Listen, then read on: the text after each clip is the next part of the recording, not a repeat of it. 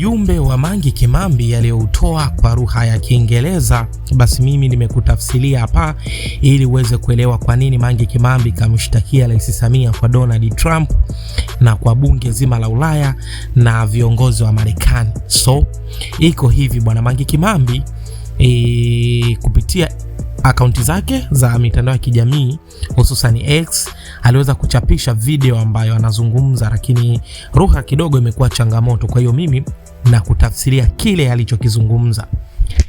Anasema hivi: habari wote, jina langu ni Mange Kimambi. Mimi ni mwanaharakati wa Tanzania, ninaishi nchini Marekani. Nimekuwa nikiishi Marekani tangu mwaka 2012. Hivyo naweza kusema kwamba Marekani ni nyumbani kwangu kwa pili. Ndiyo, Marekani ni nyumbani kwangu kwa sababu nikirudi tu katika nchi yangu niliozaliwa na kulelewa, nitauawa mara tu nitakapowasili uwanja wa ndege. Nitauawa, kwa hivyo hapa ndipo nyumbani kwangu. Marekani ndio nyumbani kwangu pekee. Nina uhakika dunia nzima tayari inajua kinachoendelea Tanzania. Mwaka jana tarehe 29 Oktoba, maelfu ya Watanzania zaidi ya 10,000 waliuawa na serikali yao wenyewe kwa kupinga uchaguzi ambao walidai ulikuwa haramu na sio wa haki, na kwa kupinga rushwa. Waliuawa kwa makusudi kabisa. Watanzania wengi waliuawa hata ndani ya nyumba zao. Hakukuwa hata na waandamanaji kwa sababu polisi kwa madai ya maagizo ya viongozi wao walikuwa wanaingia kwenye mitaa na kupiga risasi kupitia milango na madirisha ya watu na hivyo kuwaua. Tunazungumza sasa, Rais Samia yuko Urusi akijaribu kupata ulinzi kutoka kwa Putin dhidi ya nchi za magharibi. Anajaribu kuifanya Urusi imlinde ili aendelee kubaki madarakani na asiojiwe kuhusu mauaji hayo. Kuhusu madai ya kuiba uraisi kwa kuua maelfu ya Watanzania wake wenyewe, na kwa mujibu wa maoni yake, Putin sasa anatoa ulinzi huo. Hapa ndipo ninapotaka kila siku umakini.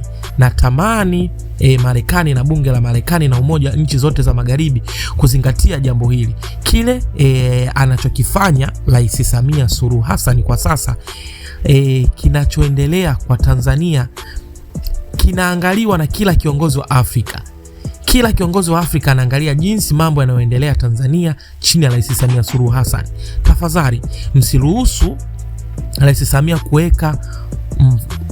msimruhusu Rais Samia kuweka mfano kuigwa Afrika kwamba ni kiongozi wa Afrika anayeweza kuua raia wake wengi kadri anavyotaka, halafu nchi za magharibi zikidai uwajibikaji wakimbilie Moscow kujificha nyuma ya Putin na waendelee kubaki madarakani.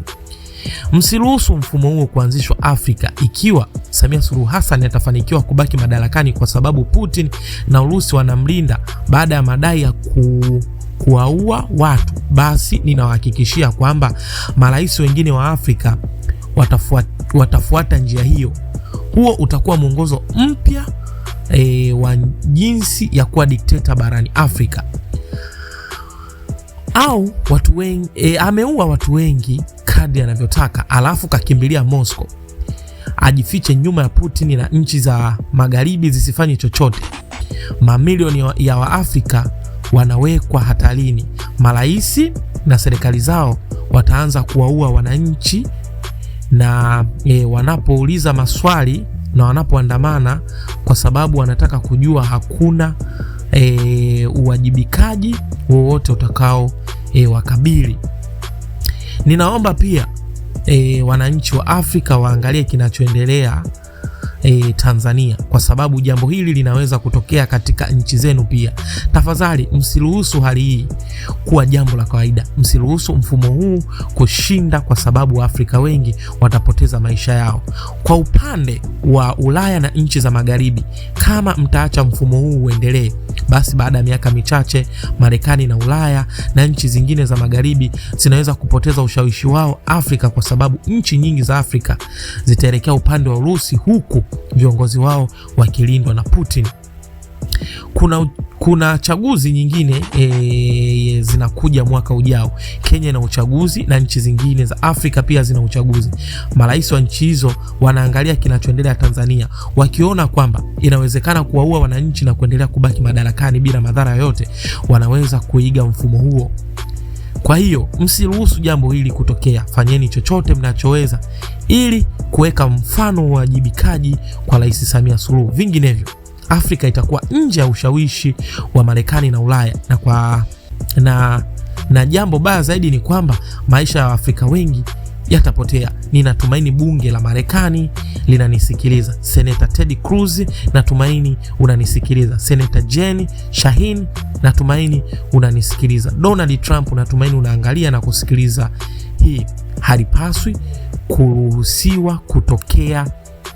Haupaswi kabisa kutokea kitu kama hicho, yani mkaruhusu vitu kama hivyo. Kwa hiyo huu ndo ujumbe wa Mange Kimambi. Mimi nimejaribu kutranslate kutoka kwenye lugha ya Kiingereza na kuweka kwenye lugha ya Kiswahili ili muelewe kwa nini Mange Kimambi kalalamika kwa viongozi kama kina Donald Trump, bunge la Marekani, kina Senator Ted Cruz. Kwa hiyo bwana, huo ndo ujumbe wa Mange Kimambi ambao kaomba Marekani ingilie kati. Kwa nini? Kwa sababu anaona kama Rais Samia anafanya hivyo, basi kuna marais wengine pia wataiga huo mfumo na hatimaye Afrika itakuwa kwenye janga jipya, kwa sababu viongozi watakuwa wanafanya mauaji then wanajificha nyuma ya mgongo wa Putin. So hatuzungumzii kuhusu Ibrahim Traore na wengineo, hapana, ila tunazungumzia kuhusu Tanzania na hiki kinachoendelea. So drop comment kama kweli Mange Kimambi unamuona ana mantiki na hiki alichokizungumza. Drop comment, tutakometisha kinoma noma, lakini jambo kubwa naomba tu nisaidie kusubscribe. No, sihitaji pesa yako, sihitaji chochote. Mimi ninachohitaji tu kitu kimoja, nisaidie kusubscribe na kuturn on notification, yani bonyeza hicho kialama cha kengele ili kila ninapo pata habari basi nakujuza. Na nikukumbushe tu kwamba habari zetu sisi ni masaa 24 kama unavyoona harakati 24. Kwa hiyo ni masaa 24, muda wote tunakupa update. Kwa hiyo usipitwe na vitu kama hivi.